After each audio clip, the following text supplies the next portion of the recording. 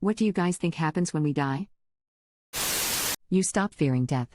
That's for sure. Death does not concern us. Because as long as we exist, death is not here.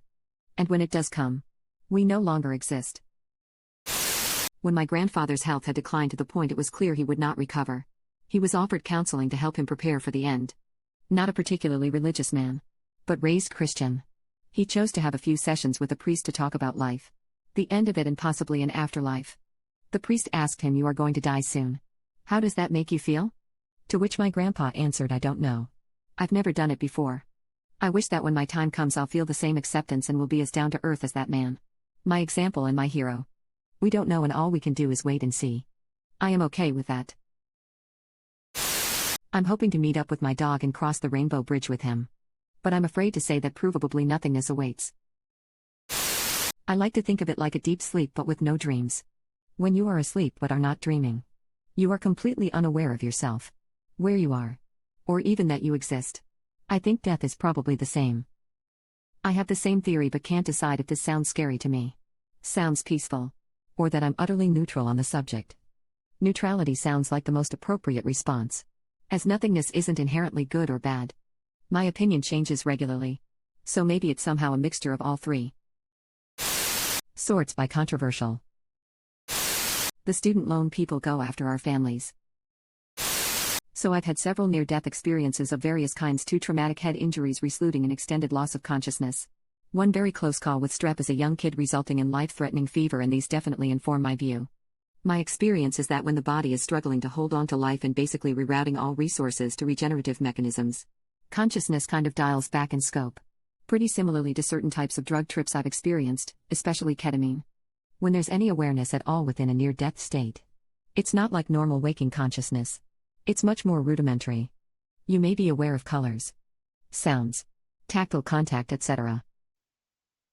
But you tend to lack any conceptual framework for the sensations. You just register a sense, and that's that. The parts of your mind that are normally sorting, categorizing, and putting all that data input together to form consciousness aren't really needed for the task at hand, so they kind of just get out of the way. The nature of experience shifts in the direction of what I can only categorize as more dreamlike. Time seems to become distorted, like in a dream. You might experience what feels like an hour in just a few minutes. There is less of a cohesive, grounded sense of personality. We normally can rely on our ego mechanisms to sort and process incoming information, when this is more or less stripped away. Awareness is more like a stream of jumbled phenomena.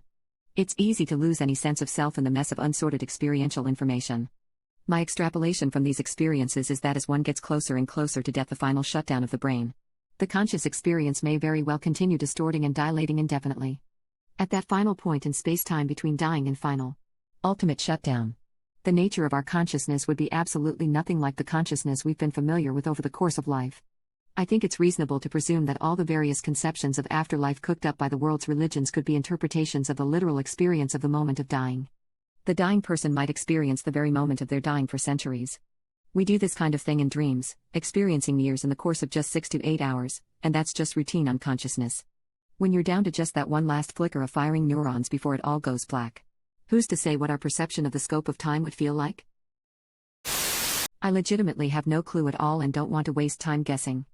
What I hope happens is I can somehow interact still with all the people I've loved in my life.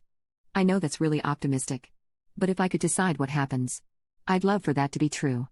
The only thing that I'm pretty sure of is that a human body and mind are limited in perceptive capacity. I think whatever does happen, it's not going to be what I expect. Undefined. Exact same thing as before we were born. This thought puts me into an existential crisis. But so does the thought that my consciousness will continue on into eternity. Even if I were to exist in some kind of paradise, the thought of existing forever is daunting. I just want to hold my sons again and never have to let go. Undefined.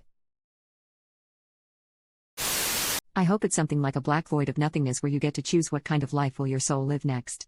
Like a character built in a D&D run. But as soon as you announce that you're done, you will have no recollection of your previous life. So you basically get to start a new game.